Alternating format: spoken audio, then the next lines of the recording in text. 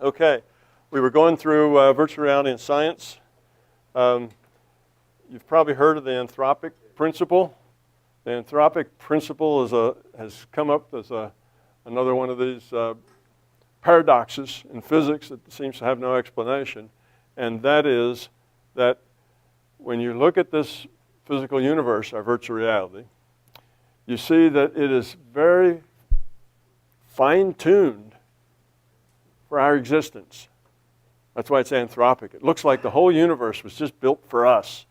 And they come to that conclusion because some of the physical constants they have, the things that have to be just a certain way, or this whole universe would just implode on itself because it wouldn't be stable.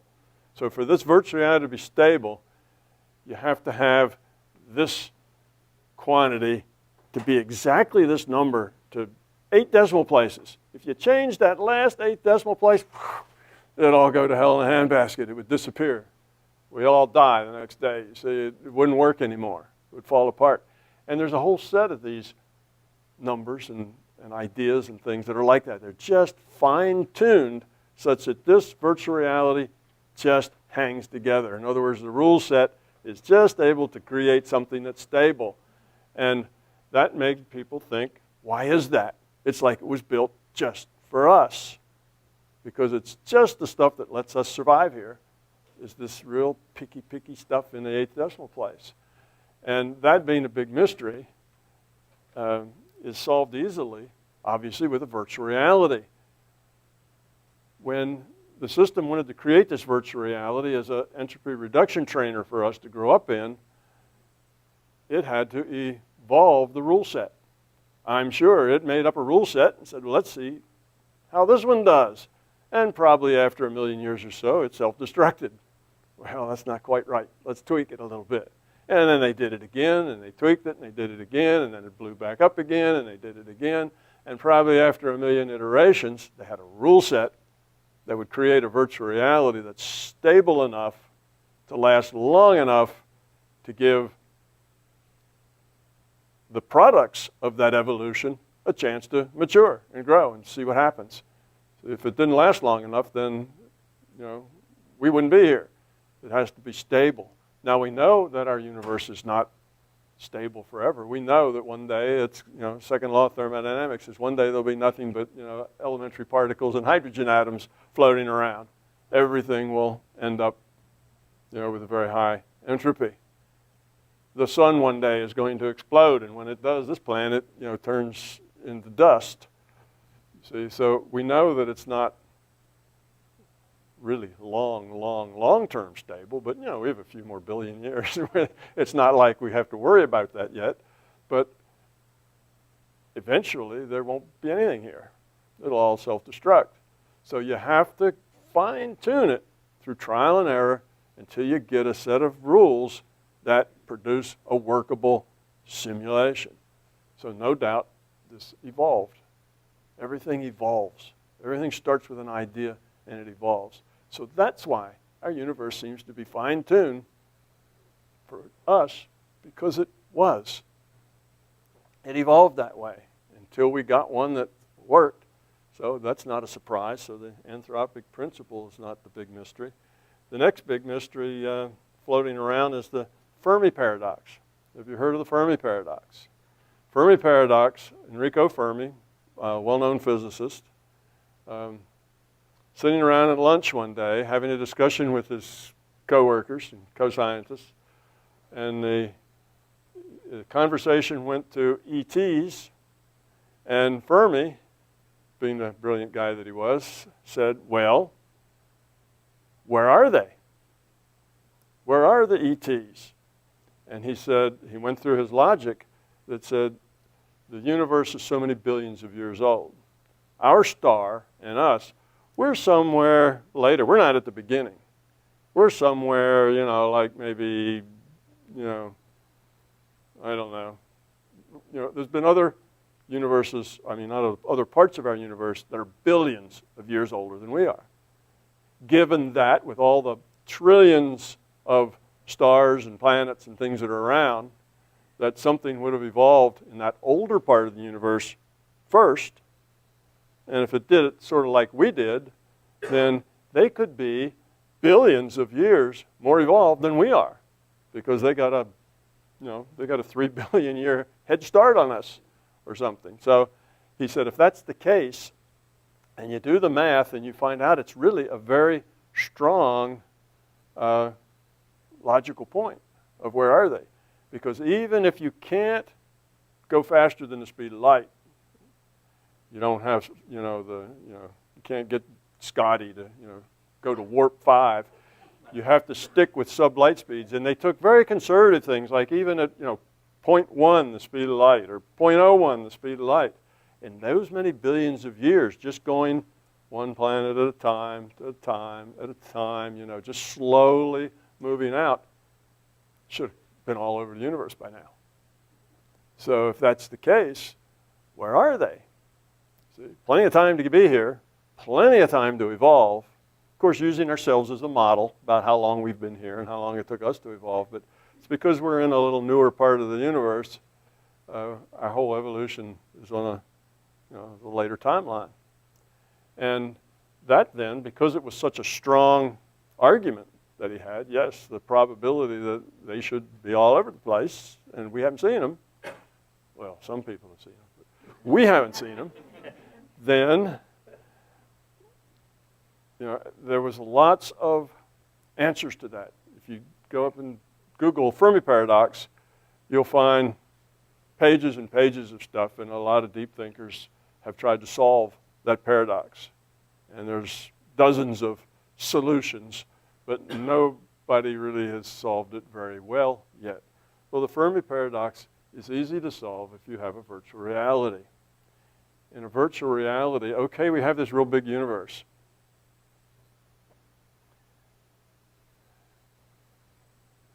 From our viewpoint, of course, it's a virtual reality. With a virtual reality, it's only data streams that the computer's giving us. What kind of data stream does it have to send to us about some planet, 50 light years away? Zero. So you think, well, it wouldn't have this whole universe out there with all this stuff in it, and us just being the only one. Well, no, it wouldn't. But you don't need a whole universe with everything in it. All the computer does is compute what you need in your data stream, what I need in my data stream, and that's it. At nighttime, 1 bit, maybe 2 bits for a light in the sky is all it needs to produce. The daytime, it doesn't have to produce that. An astronomer gets in a telescope and it has to produce just what that's in that field of vision. That astronomer turns his telescope off or looks someplace else, doesn't have to produce that. You see, so we don't have this big thing that would have to be produced, and we're just this one tiny speck of it, and that's very inefficient. It could just be us. And that would also make a good explanation. It goes along with that anthropic principle. It's kind of made for us. And if it's just us, then that's why ET hasn't shown up yet, because all they are is dots of light in the sky until somebody looks, and then somebody's given the data of what they see by taking a random draw from a probability distribution. What would be out there if they looked right in that spot? Well, that's what they see. And they stop looking. It's not that it disappears. It was never there in the first place. It's a virtual reality, you see.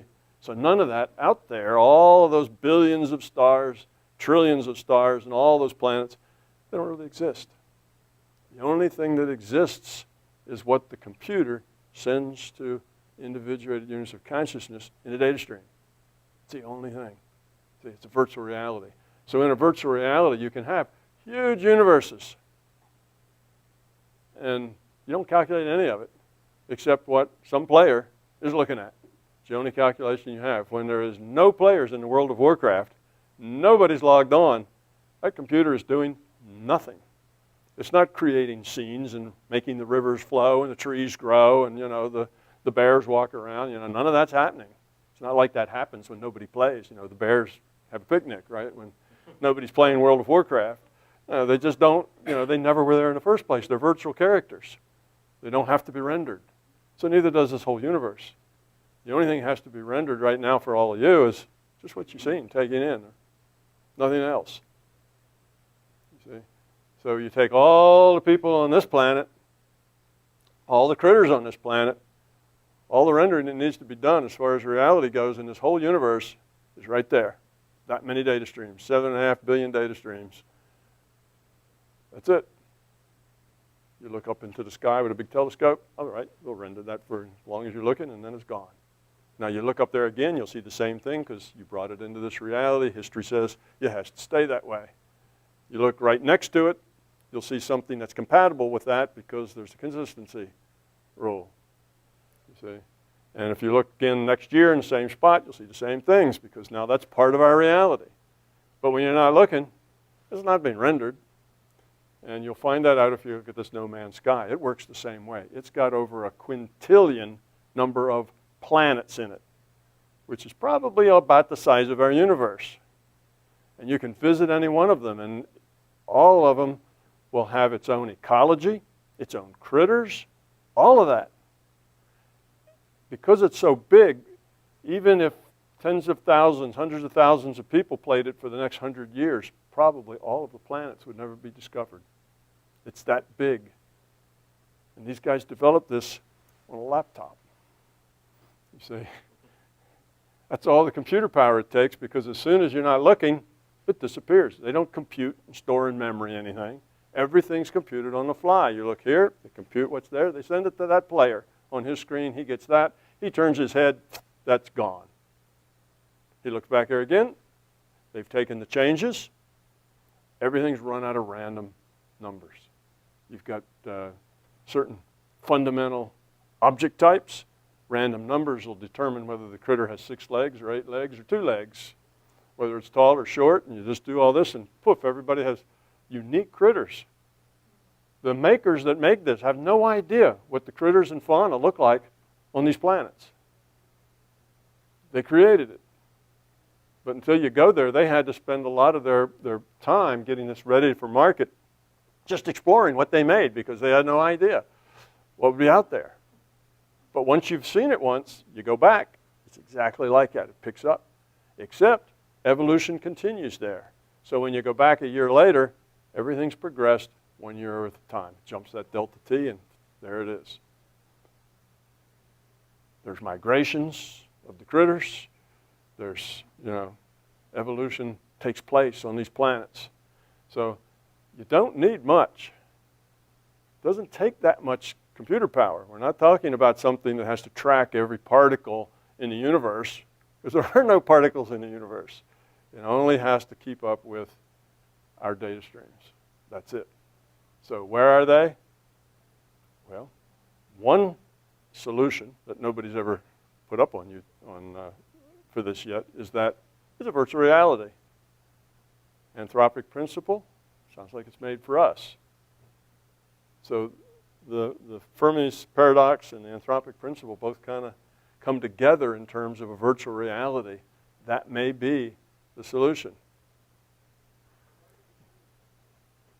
Well, we'll do questions later. Let's see. So, brains, virtual brains. You might expect if you had, since this is about our perception, that the people who study perception would come across some of these odd things that would kind of be contradictory to what we believe from our materialistic viewpoint. And indeed, they have. They see the problems too. Just like the scientists in the double slit, they see some contradictions of it. Well, you'd expect the people in perception to see that too. And they have. And I've got some lists up here of just a couple of them. Brain scans from a 2007 study in the Lancet. Now, the Lancet's a pretty reputable journal. This is not stuff that you pick up off the internet that somebody made up. This is real published science. They had a French man missing 90% of his brain and still functioning perfectly well. I don't think he was a brilliant guy, but he had an IQ of like 90, had a job, had a wife, had kids, perfectly normal. 90% of his brain was not there.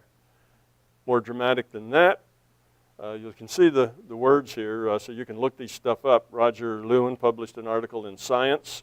Again, not a weak publication, that's pretty strong. Is your brain really necessary? And he reported a whole bunch of cases, lots of cases, not just one freak case, but there are a whole bunch of cases of people who have almost no brains at all physically and still function well. And one of the ones he talked about a lot was a man in Sheffield University. And he was a graduate student, as I understand. He was doing a graduate degree in mathematics. Had an IQ, what does it say, of 126, which they measured. And he had something like 5% of his brain.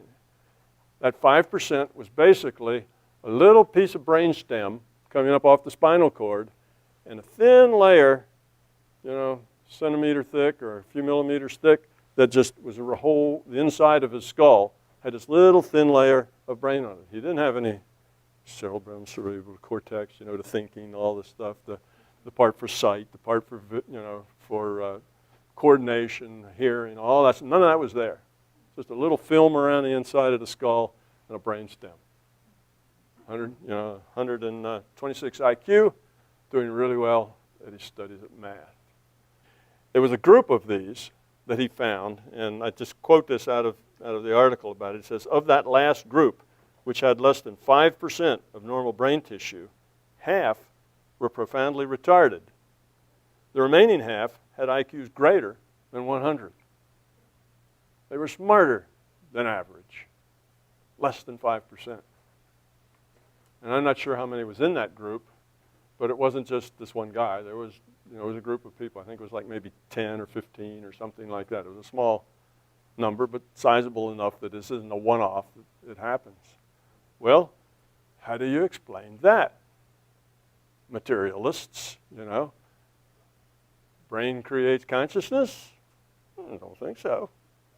That's why he entitled his article, Is Your Brain Really Necessary? It wasn't necessary for these folks. Now, the question would be, why is it that half of them were severely retarded and the other half were more than average intelligence? And I don't know that. I just ran into this information not that long ago. But thinking about it for a moment, it seems to me there are two probable reasons. I suspect that the ones who have the high IQs were ones that didn't discover they didn't have a brain until much, much later in life, when they already were successful university students. And the ones that profoundly retarded were the ones that we knew from birth or near birth or when they were very, very young that they were going to be tremendously retarded. Intent modifies future probability. Expectation modifies future probability, you see, because it changes your intent. So when the doctors tell you, oh, your child had this fluid, what happens is the spinal fluid fills up the skull. There's no room for the brain to develop. That's the process that happens. And when they find this in a young child or in a baby, then it's severe retardation. When they find this in somebody that's working on their master's degree in math, it's a different story. You see. Well, of course, it's a virtual brain in a virtual body, right? The brain doesn't store anything. It doesn't remember anything. It doesn't analyze anything. It's just a virtual brain. It's no different than your virtual body. It's a bunch of ones and zeros sitting on a hard drive someplace. That's what physical stuff is. It's the World of Warcraft map. It's the trees that grow in World of Warcraft and the rivers and the rocks there and the buildings. That's the same way your brain is. It's ones and zeros on a hard drive someplace. It's not something that has memory or makes decisions or does any of that stuff. It's just a virtual brain. What does the virtual brain do? Well, it sets the constraints on what the consciousness can do with his avatar. And it represents the rule set. Okay? So our evolution in this virtual reality has created an avatar like us with certain capabilities and certain limitations. And it's our bodies that represent those limitations in terms of what the rule set can do. We can't jump 20 feet in the air. We're just not made that way. We're too heavy. legs are too spindly, don't have enough muscle to leap 20 feet in the air. Can't do it. Some other critters can leap 6 or 7 times their height, in the air, but we can't. It's the rule set. It's the way we evolved. So we can't do that. Well, we have this brain. Somebody hits us on the head with a pipe and causes brain damage. Well, maybe we limp, maybe we can't remember, maybe we, go into a coma or something because they've changed the constraints. Now you have a big groove, there where your brain was, and it changes the constraints. When it changes the constraints according to the rule set, well, now the consciousness is limited in ways that it wasn't limited before. It's constrained. Now its avatar can't remember anything and can't walk straight. So it's got to play the game with an injured avatar. That's the way it works. Learn what it can learn from that set of choices, as opposed to the other set of choices it would have had. It's still an educational game. And after all, it's just a game. Right? You'll go get another avatar when that one wears out. So the idea that the brain creates consciousness is kind of a silly idea. When you have conscious people getting degrees in advanced mathematics, and they don't have a brain, but they're conscious. They walk, they talk, they get married, they have kids, they live a life, they do math. All you need is one example to disprove a rule. So, last one I have here is Dr. Donald Hoffman, and he actually works nearby in Irvine, and he's from the Massachusetts Institute of Technology in computational psychology, and what he studies is perception, artificial intelligence, evolutionary game theory, and the brain. So now there's a guy studying all the right things, right, with the right credentials. He's into the computer side of psychology, and he got that computer work in MIT, a place that excels in that sort of thing. So we figure he's a pretty sharp guy. And he came to the conclusion from his studies of perception that this physical reality was very much like the GUI, the GUI, graphical user interface, on your desktop. That it's just a symbol or a metaphor for a process behind the curtain somewhere else. And his idea was that we needed this GUI, otherwise we couldn't operate the machine. So it's like you can't operate your computer if you had to go and manually shuffle ones and zeros around. It just wouldn't work. You need a simpler interface that allows you to make decisions and express yourself at that level, and then let the machine do its magic back behind the curtain so you don't see it. And he's done some mathematics to prove this. He's modeled it and shown that by actually interacting with what's there is very suboptimal. What you need to interact with is that GUI. You need to interact with that place that gives you choice and decision that you're capable of dealing with, that you have the ability to work with. Now, he does not mention the word virtual reality because he just hasn't gone there with it yet. But if you listen to his description of what reality is behind the curtain, he's talking about a virtual reality. That's just not his terminology. He hasn't thought of that yet as a bigger picture way of describing what he's doing. And he's in the process of making math models to create this reality and the processes behind it. So he's contributing that way. So here's somebody else, a bright fellow who looks at perception and the way we think and the way we interact with our world and comes to a conclusion, totally independent of everybody else, that it's all an illusion. It's all metaphor. What you see is not really what's there. It's only an interface. Well, if you're the consciousness working this, you could call your avatar, it's just an interface, right, to that game. Your avatar is your interface to that game. Okay, so those are some of the things that virtual reality, if you start looking at, well, if this is a virtual reality, how could we tell? Well, I've given you a whole bunch of things that seem to say, look at the data, and it kind of looks like this might be a virtual reality because it answers a whole lot of these otherwise unknown kind of questions. And a lot of people from different fields agree. I'm going to try to make this one shorter. In the double slit experiment, the observer is critical, okay, to getting objective which-way data. And you know what I mean by which-way data? It's which slit did the particle go through. You get two slits and one particle heading toward them, and the particle is going to go through one of those two slits and end up on a screen back here, okay? So if we can determine which slit, the which-way data, then it'll end up in piles behind each slit, but if we can't determine it, it'll end up being spread over the screen in this nice little diffraction pattern. So all the particles will just arrange themselves in this neat little complex pattern, just because that's what they do. Okay, that's the double slit experiment. Well, in order to know what slit it goes through, you need an observer. Somebody has to look, see, what slit did it go through? Okay, you need a person.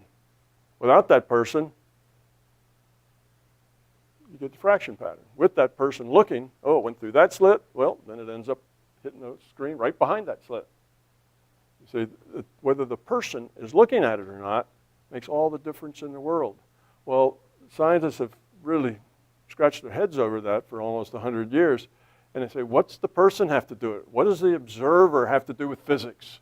When did physics become something that works this way if you look and that way if you don't?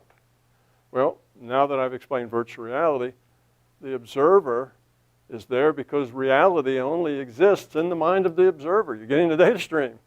If there's no observer in the link, there's nothing being rendered in this reality.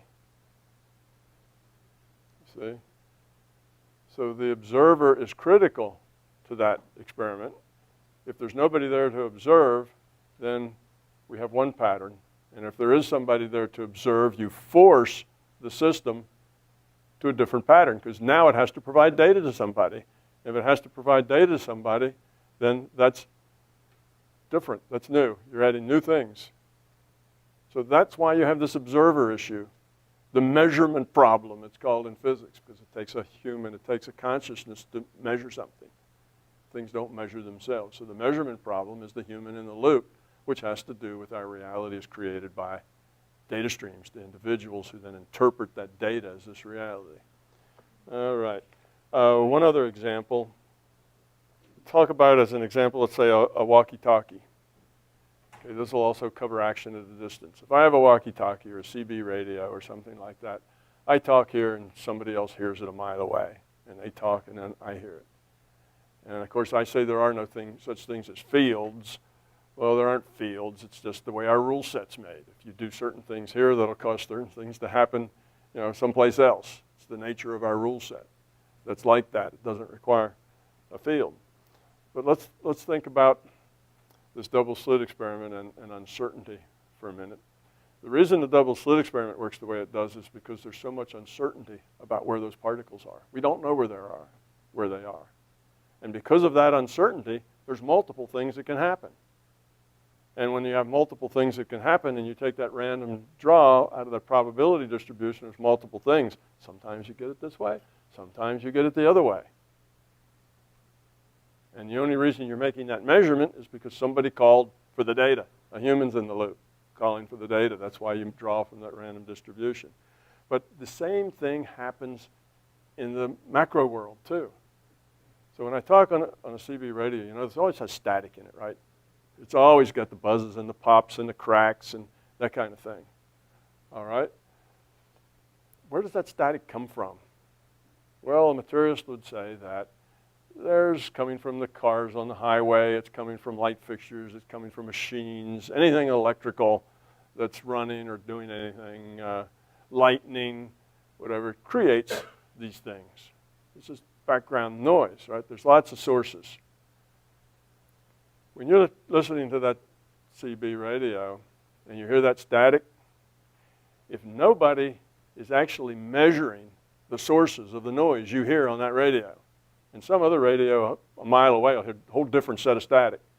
If nobody's measured those sources, they're unknown. They're all uncertain.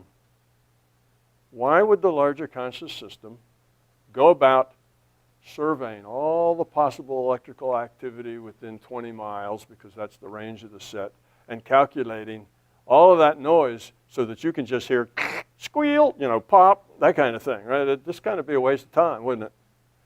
What it does is it looks at that area and says, well, it could be any number of things. Just draw from the random number. All right, here's the static for today. Here's just for this radio being turned on. It's entirely random draw of the possibilities. Nobody's measured it. The system doesn't compute it. It's just something comes out that's likely to come out. And the reason it's likely, because there's probably a dozen things that are possible, but they're all have some likely, wouldn't be there. The things that are really strange, like maybe cosmic radiation or something, that's maybe a real low probability, but that's the way it is. So the system doesn't have to keep updating that. It says, this is good enough. And that's what you're hearing on that radio. You're not hearing anything that has anything to do with any of those possible sources around there. You're hearing a probabilistic result because you've not forced the system to do the measurement. Now, if you have a whole team of scientists and they're all running around taking measurements of what the electrical activity is in that area and then tracking it with directional tracking and finding out where it comes from, now the system has to do it from all the sources that are in your neighborhood. But if you don't track it down and it's unknown, all it has to do is go bzz, pop on your thing, on your receiver, and that's what you hear.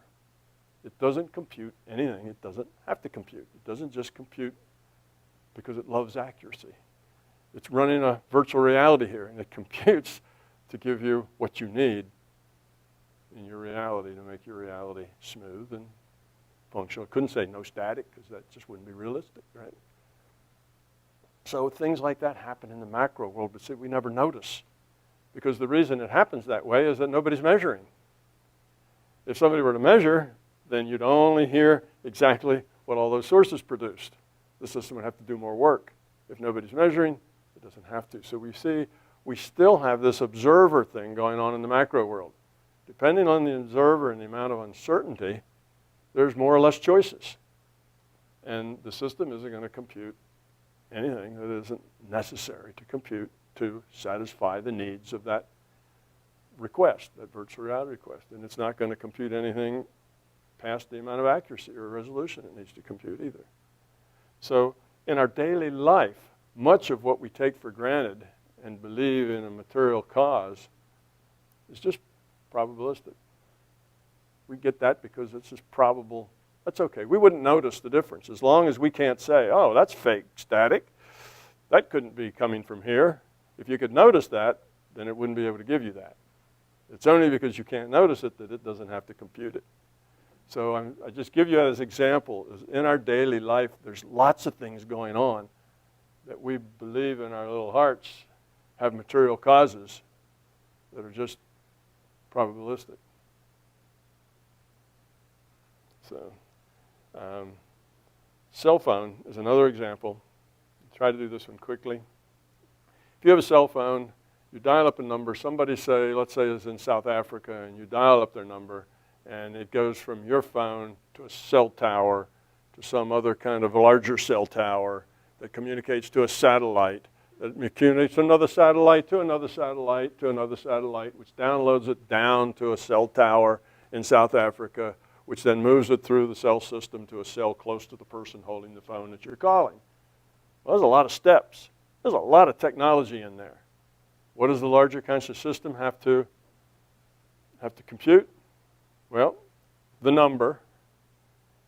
That number is associated with somebody in South Africa. Only one person has that number in the world. They're all unique. That's why you can call an individual. It can look at the system, all those cell towers, all those satellites, all that electronics, all through that system.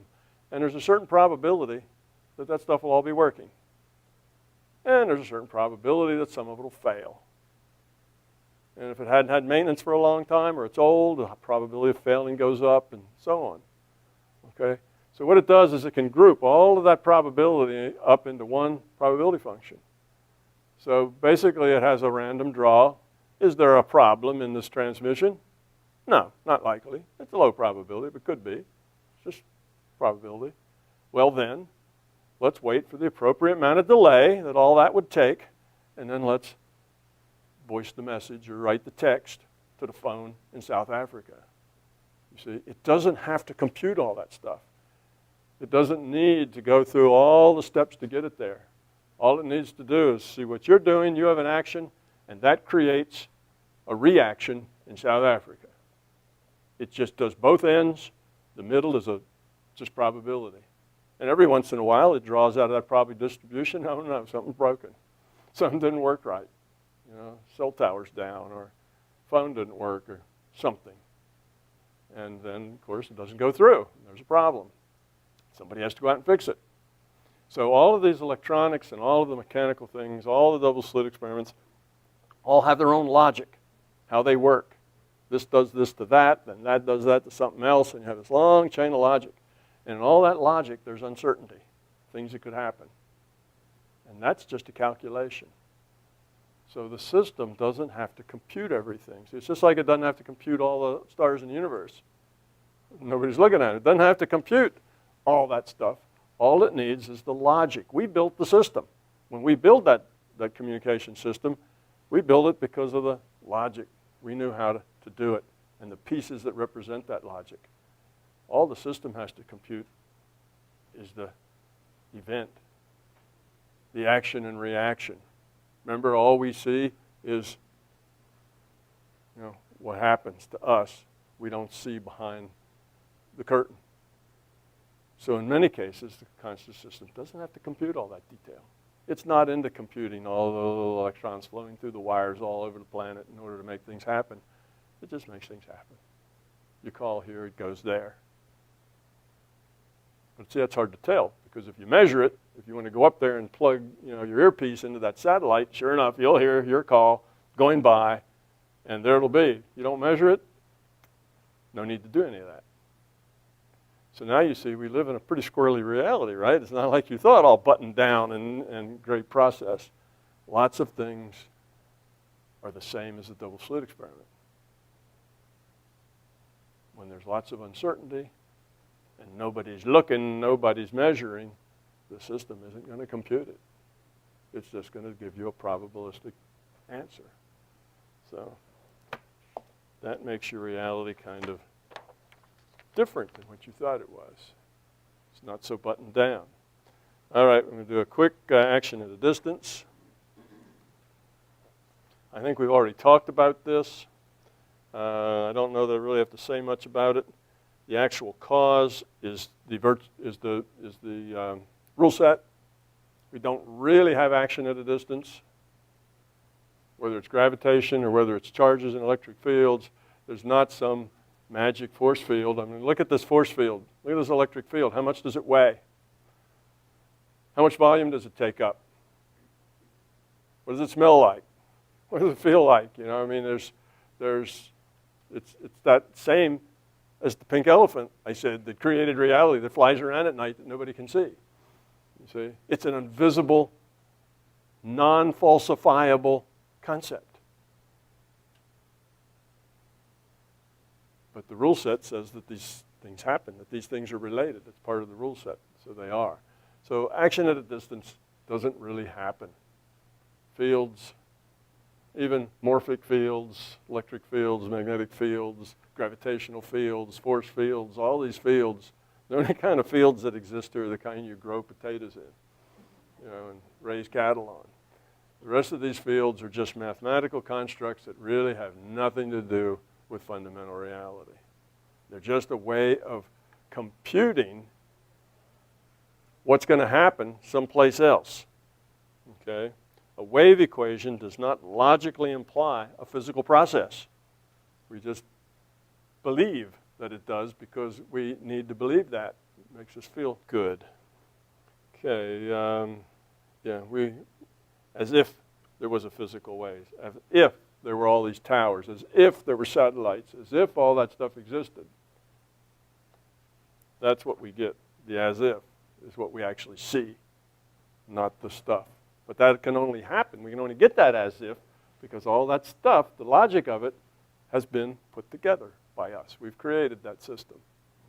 And if we measure it, we can measure exactly what happens in all the various pieces of it.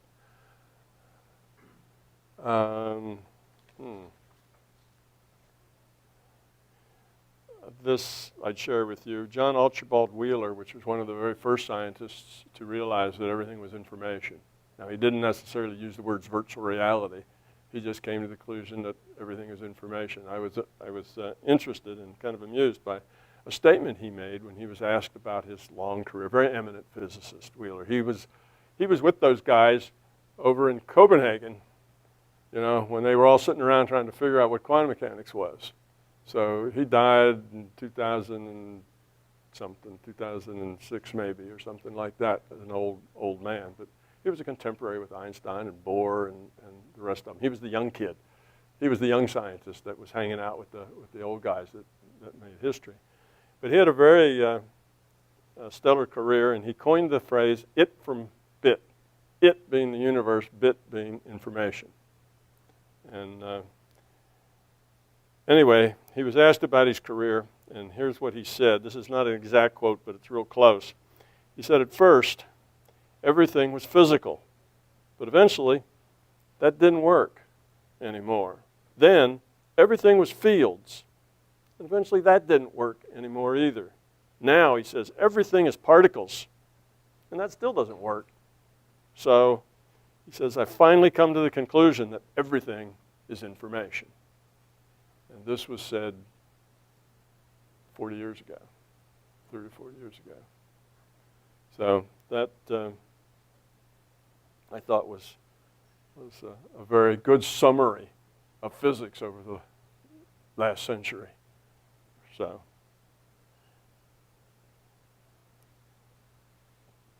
Okay, so the reason we have action at a distance is because we want to believe that there's a physical cause. All right, now we're going to move on to what we're here to talk about. The double slit experiment tells us clearly that particles are not physical because they don't act physical. When particles just distribute themselves in a nice pattern, that doesn't go along with being physical particles. But they're also not probability waves. That's just another made-up description.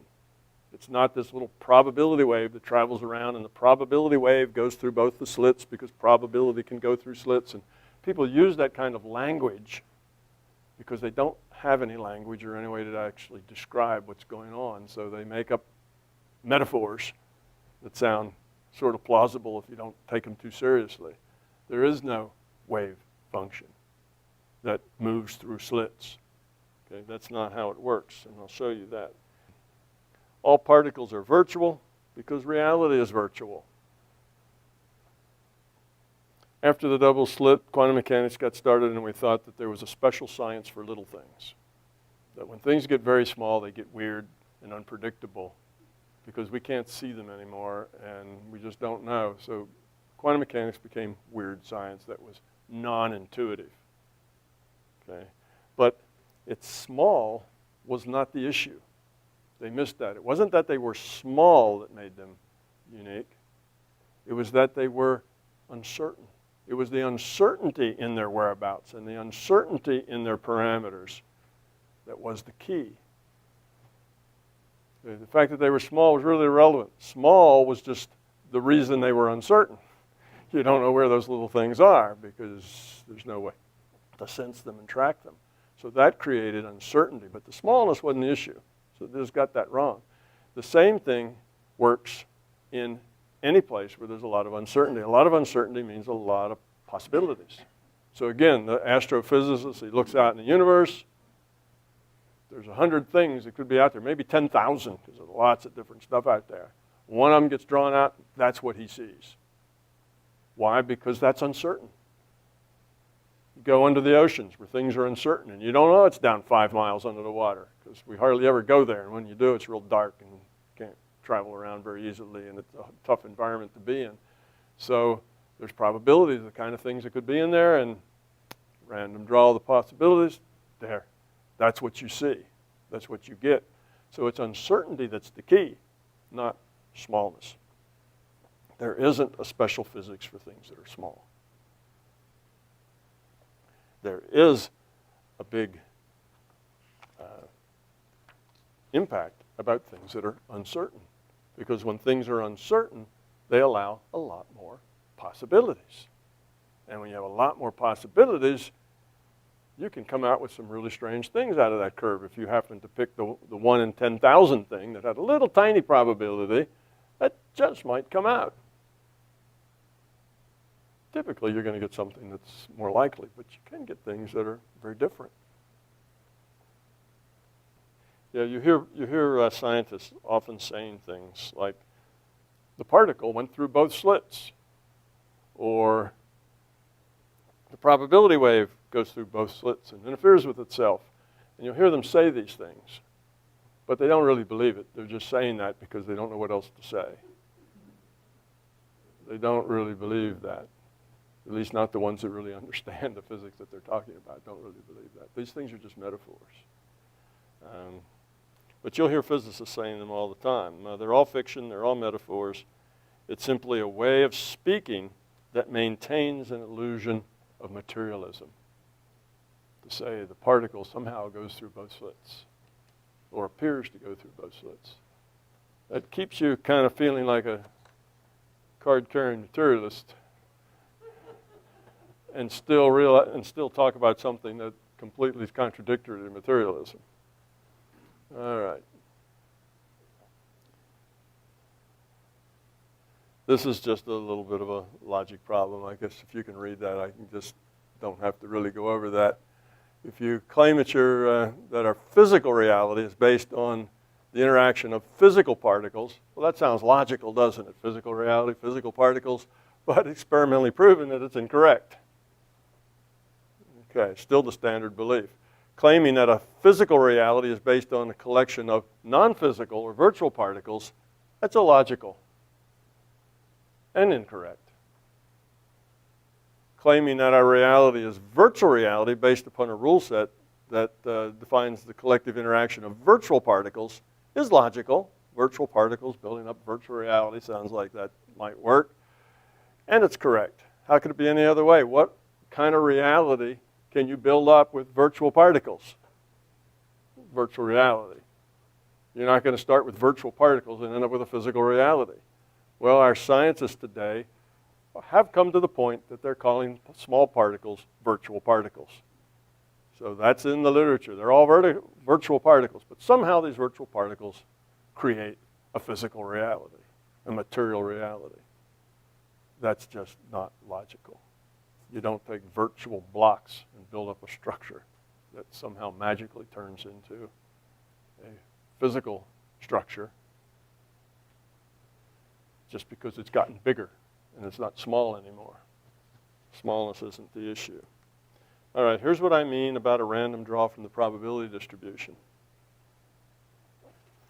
This is a probability distribution, and it's kind of a lumpy one. You know, it's not symmetric, doesn't have to be. Mostly they're not.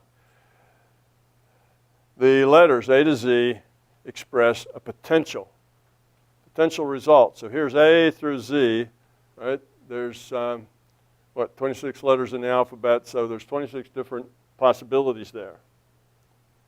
26 different things could happen to answer this question, okay? Now that's the probability distribution, and the way you take a random draw from it isn't that you just randomly pick from A to Z. Think of it this way. The easiest way to think of it is let each one of these letters that's in a stack, like here I have a stack of K's, and I happen to have 25 K's in that stack, okay? So I'm going to have a box like in a raffle, and I'm going to put K on 25 pieces of paper. And I'm going to throw those 25 pieces of paper with a K in it into the box. I'm going to do that with all these other ones, okay? Here with S, I have 11. I'm going to put 11 pieces of paper with an S on it, throw it in the same box. I'm going to do that with all of these, okay? Now that box represents this probability distribution. Now I'm going to reach in and randomly draw one piece of paper out. That's my random draw from a probability distribution. You see, that's what we're talking about. It doesn't mean randomly pick A through Z. It means a draw from the probability distribution. And you have a higher probability of getting, like I, J, K, L, and M, right? because that's most of the pieces of paper, and there's got one of those letters on it. So that's what's most likely that you're going to get. But you could just get a Z. You're not going to get an E. That's 0. There weren't any of those in there. You might get an F. You might get an A. You know, you could get any of those things. But most likely you're going to get something under the fat part of the curve. That's the way it goes. So your random draw from the probability distribution typically end up with what's expected, you know, with the thing that's most likely. Occasionally it can end up with something that's totally off the wall, but still possible. That's what I mean. I'm just defining what I mean by a random draw. So the probability of getting a K, since there are 25 of these, and since there's a total of 163 letters in this distribution, in other words, the 1 plus the 2 plus the 2 plus the 3, you know, plus the 12 and the 17 and the 20, if you add all those up, there's 163 letters in the box. So if 25 of them are K's, then I got 25 divided by 163 is the probability I'm going to get a K. So that's just the way it works. All right, we'll go on. I just wanted you to see that. Okay, now this is just this is not one of the experiments. This is just kind of leading up to them, so you get the idea of what my symbols mean and how I've laid things out and that kind of thing. So if you look at that picture, this is a standard double-slit experiment where you have the which way information. So you end up with what we call a two-bar pattern. This is the electrons just go through the slit and hit on the screen right behind the slit. They don't do anything particularly unusual. This is what was expected. No surprises. Two-bar pattern acts like material particles are supposed to act. So here are detectors, 1 and 2. Here are recording devices that record what's detected, R1 and R2. Here's a screen. That's a result screen. And there's an R3 that collects there. So you're going to see the same pattern in all kinds of things. So it just kind of gets you used to that idea. This is some kind of particle generator that spits out particles one at a time, or more if you like, but it does that. This represents a binary distribution. And here, what you have is a statistical representation of this, just like we could represent the cell phone network with probability. We can represent this with probability too, because nobody's measuring that. They've put it together, the logic is there, just like the cell phone system, but nobody's doing a measurement of what's going on inside of that thing. It just does its thing, right? So we don't really need to worry about that if we're the larger conscious system. We just need to know what the logic says about it. When it gets here, in this case, since we're measuring what the detectors say and remembering them in this R1 and R2, the system takes a random draw from a binary distribution. Well, that's a binary distribution. All the probabilities are 0 except for 2. So that means it's a box, and the box has an equal number of 1s and equal number of 2s in it. And you're going to shake the box up, and you reach out, you're going to get a 1 or 2, and it's just a random draw from a binary distribution. So it does a random draw, which tells it a lot of things. It tells it what slit is it going to go through. It tells it where to write. It's going to write something in R1 if it goes through slit 1. It's going to write something in R2 if it goes through that. Now, does it really have to worry about these slits and calculate them? No, nobody's measuring anything at the slit, really. What's measuring here is R1 and R2. So what it does is it takes a random draw, looks at the logic of the situation, and decides what it's going to write in which one of these. So if it draws 1, it's going to have to write something in R1 after the appropriate amount of time. And when it gets here to the screen, it has to know where to put the particle, because here's another device that's measuring. So it's only the measuring devices that are important to the larger conscious system, because that's where something's going into somebody's data stream. When the scientist comes up and looks what's on that measuring device, he's got to have an answer. So the system really doesn't care about anything except those 3 measuring devices. The rest of it is all just logic. So it makes the random draw, say it went through 1. It knows that in a certain number of seconds it's going to have to write something in 1. but a pulse got there, and in a certain number of seconds, it's going to have to stick over here in a particle somewhere behind that slit. Now, it doesn't matter where in this y direction that it puts it. That's irrelevant. It's just a big hole. It's just going to put it somewhere. Random draw on y. So that's it. This whole experiment can be done basically with that random draw. One random draw from a binary distribution, experiment's over. The system knows what to write here, what to write here, what to write here, and that's the only thing that a consciousness will see. Everything else is irrelevant. Okay, now we're going to get into that just a little bit more. Okay, here's one now doing the classical experiments you get with a diffraction pattern. You notice here, this is off. D1 is off, D2 is off, and it doesn't matter whether these are off or on because they're not going to get any signal, right? So they're not going to get anything except noise. So that's the only difference here is we're not collecting the which way data. Which way did the particle go through the slit? Which slit did it go through? Well, when that happens, the particles here just happen to align themselves in this nice little pattern. Each one of these patterns is a bar because the slit is a hole that's vertical, so it gets a bar. They just go through, and again, the y up and down dimension is random. It doesn't make any difference. So as the particles go through here now, they spread out into these various bars. And these are just a bunch of little dots. And every dot is a particle that came through. And you notice there's more, this is darker, there's more dots in here. It's more dense with dots, and then here it's a little less, and a little less, and a little less. They get lighter and lighter as you go out. But sometimes a particle will go, it'll end up over here, and sometimes over here, and it's just random. So you'll see this one come in, and that one come in, and that one come in, and that one come in. And if you watch these come in one at a time, they just randomly hit the screen, and you don't know what they're doing until you get enough of them that you begin to see these bars show up on your screen. And the only difference between that and the first experiment, where they lined up in two nice little columns behind each slit, is that we're no longer looking at the which way data. There's no observer. Okay, now why would the larger conscious system do this? What's its point? You know, why would it decide that this was something it had to do? Well, the reason is down here. 100 years before the double slit was done, we had scientists working with light as a wave. Okay? They worked with light as a wave, and this is what they found down here. If they say, here's this light, it's called a plane wave, which means all the wavefronts are all in phase. So it's an in-phase light. And the light wave gets here, where these bars are, and when it does, some of it pops through that slit, some of that light will pop through that slit. It's like shining a flashlight at it from a long distance off or something.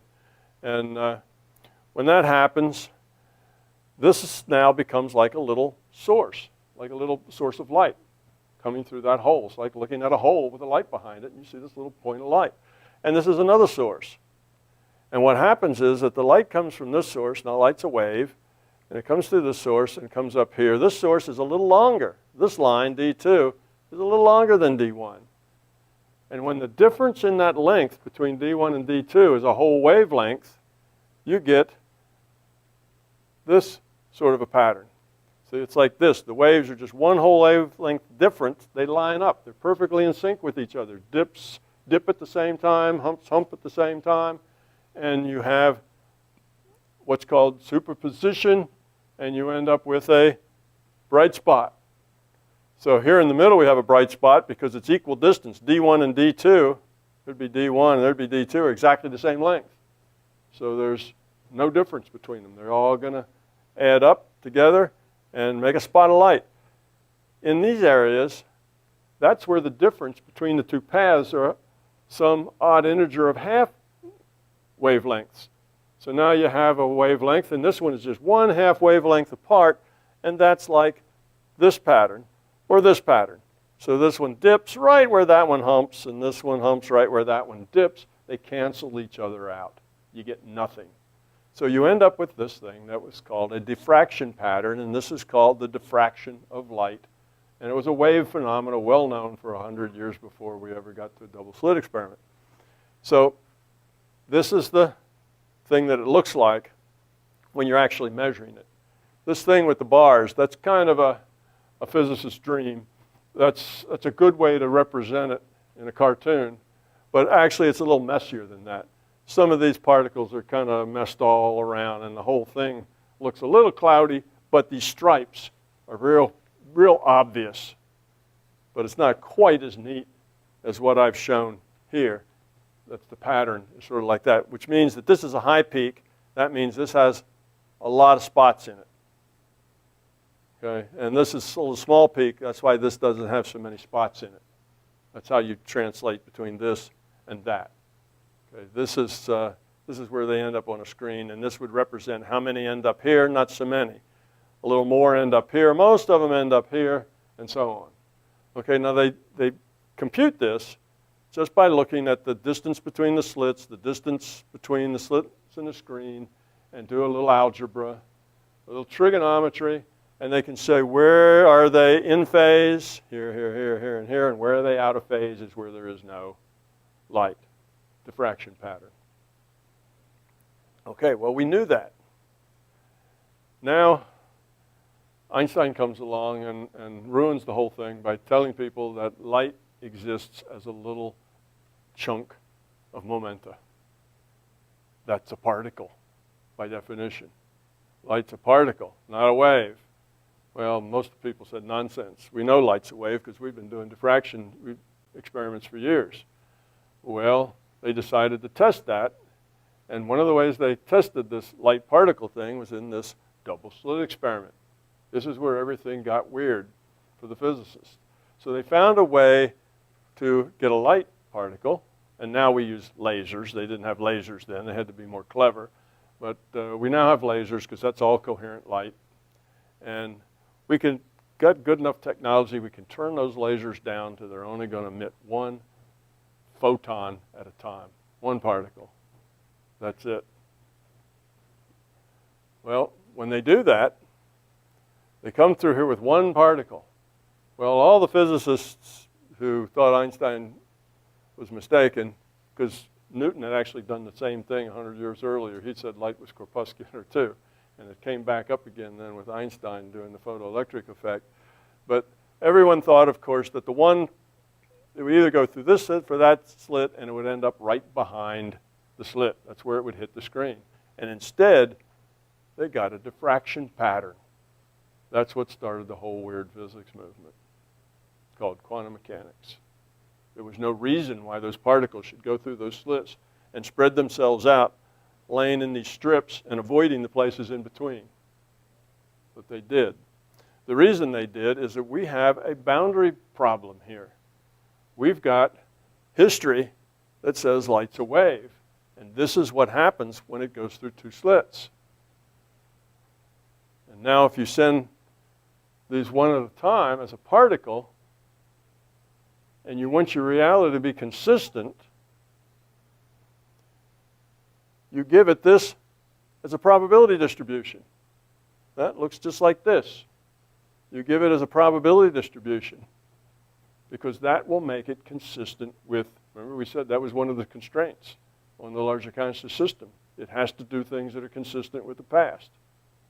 So we've got a boundary issue here where wave meets particle somewhere in the middle, and you can't have it doing something differently. Because otherwise you'd have a physics that said, oh, when a bunch of particles get together, they change character and become waves. You know, well, that doesn't make any sense at all. You know, almost sounds like the particles are all, you know, in cahoots with each other. You know, it's a conspiracy to upset physicists. And that's not it. What it is a boundary value problem. The system had to say that this probability, these particles are just virtual particles. The system has to say, what kind of distribution am I going to draw out of to determine where these things hit? Before, it was that binary distribution. But now, there's nobody to tell me for sure that it went through that slit or the other slit. How can I tell it to land here or land there? There's no information. So, okay, it's a virtual particle. I'm a virtual reality. It's a virtual particle. what sort of probability distribution? Well, I have to use this probability distribution of the old diffraction pattern because that matches. Now we have a consistent reality. So it's because of this match at the boundary between particle and wave that the larger conscious system decided that's how it would sum the probabilities, and it would sum them just like this with a little trig formula that has to do with distances and separation of slits. Otherwise, why would the conscious system come up with a, well, we can combine the probabilities, you know, with the sine function and the distance between slits.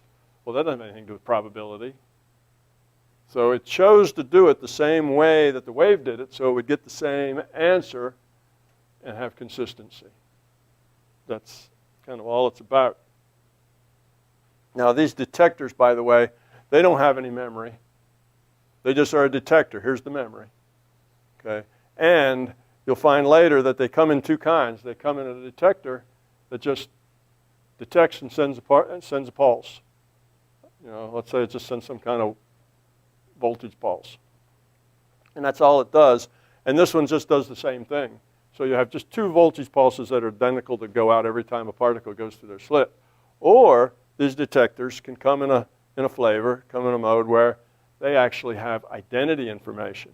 They not only send out a pulse, but they say, this is a pulse from slit 1.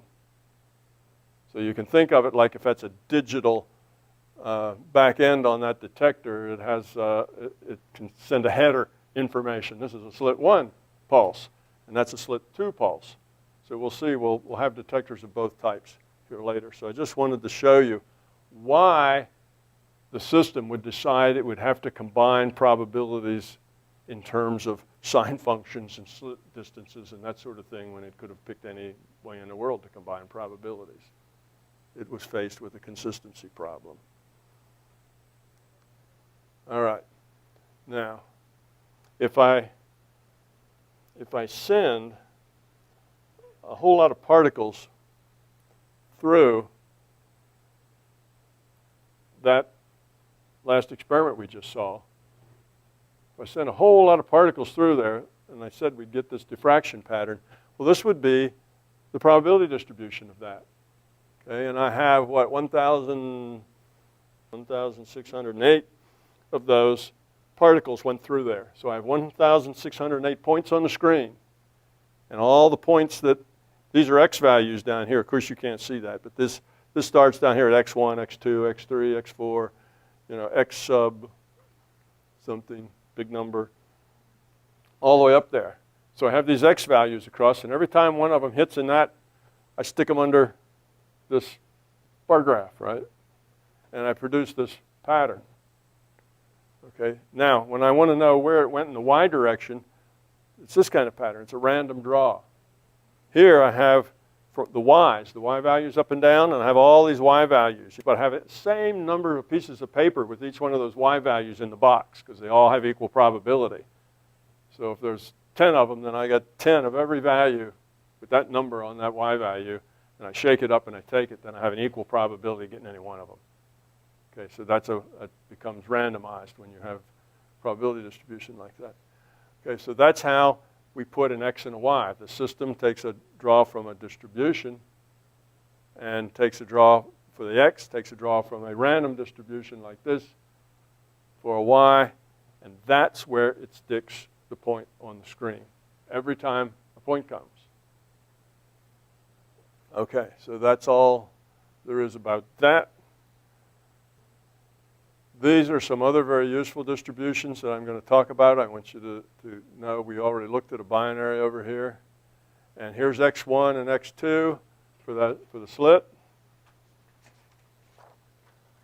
And in that picture we had back before, that happened to be, when we counted all those x's over, this happened to be x17.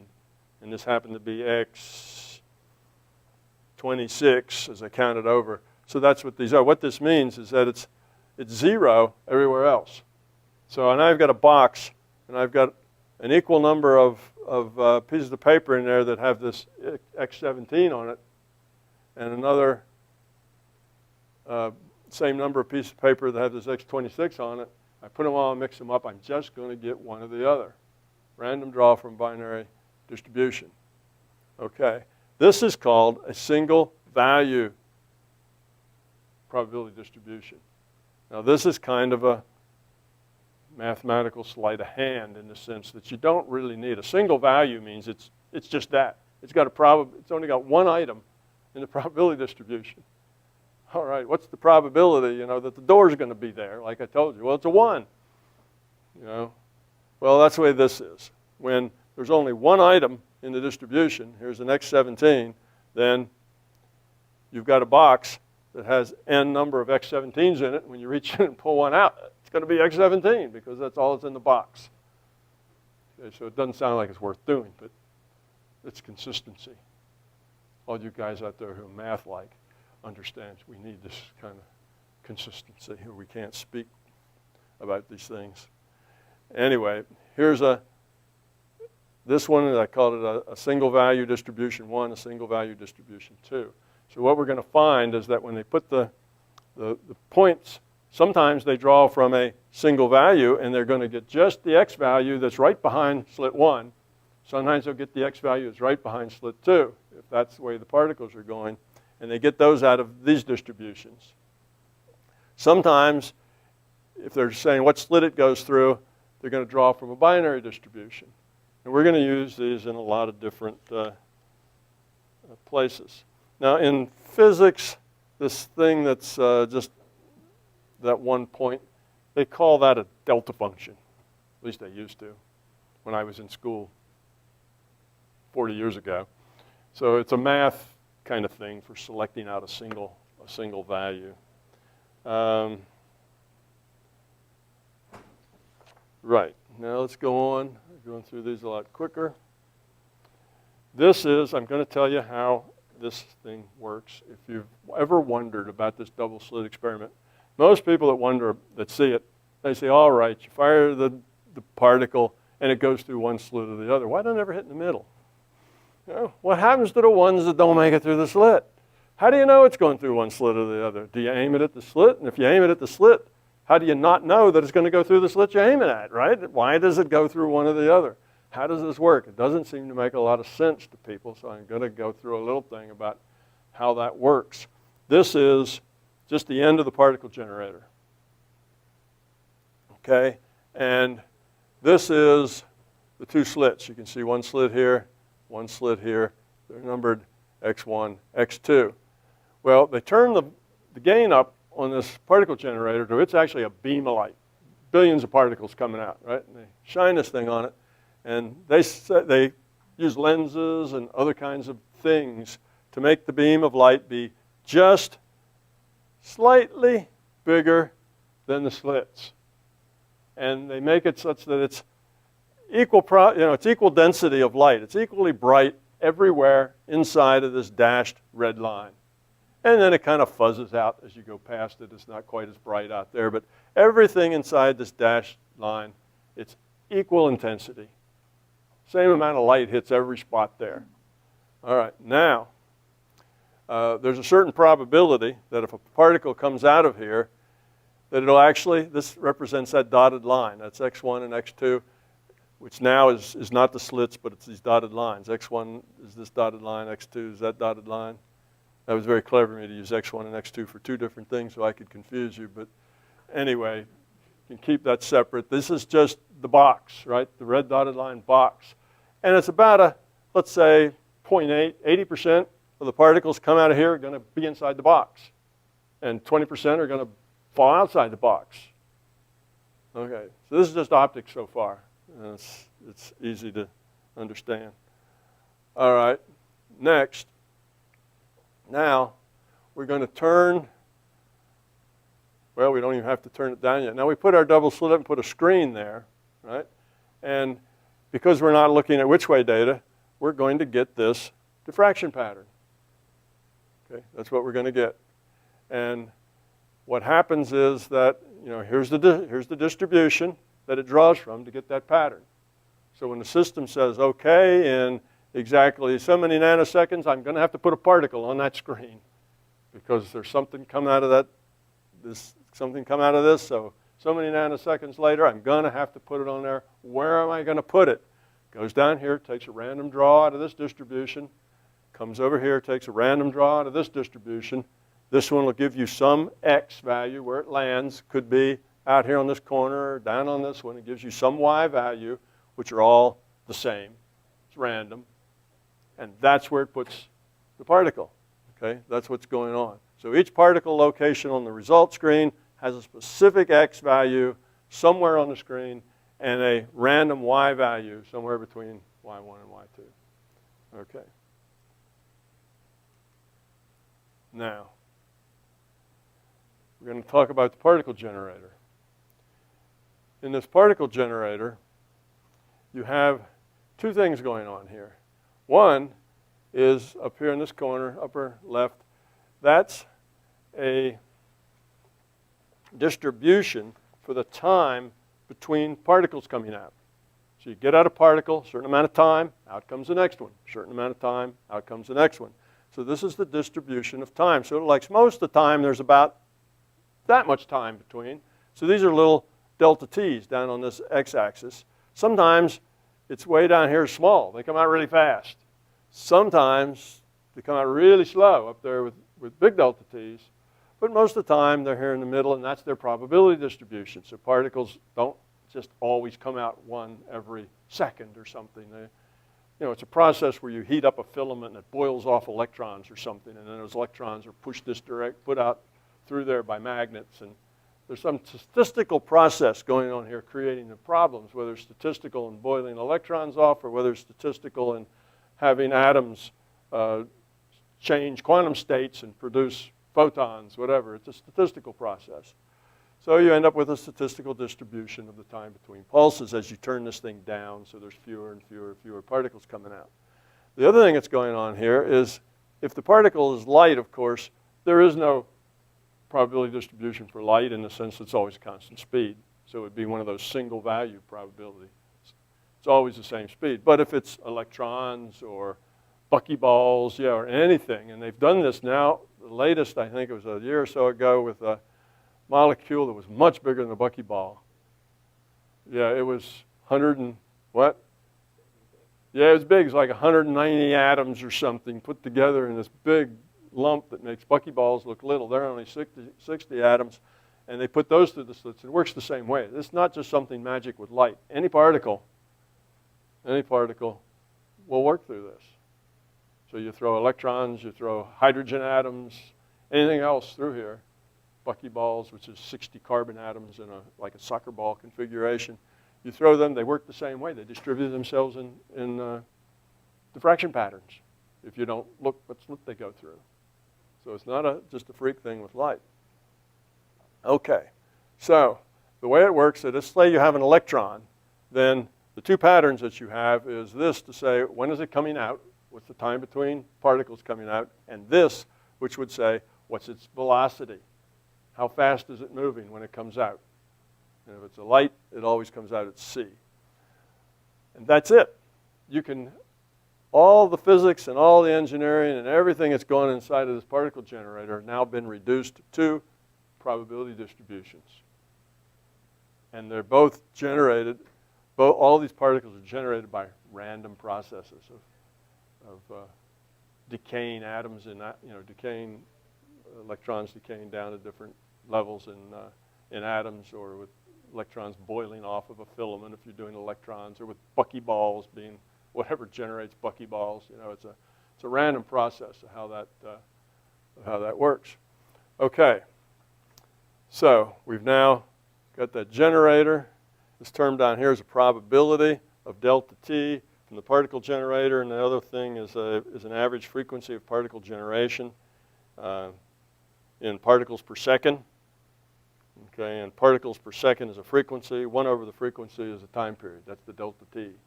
So that's how they're related to each other.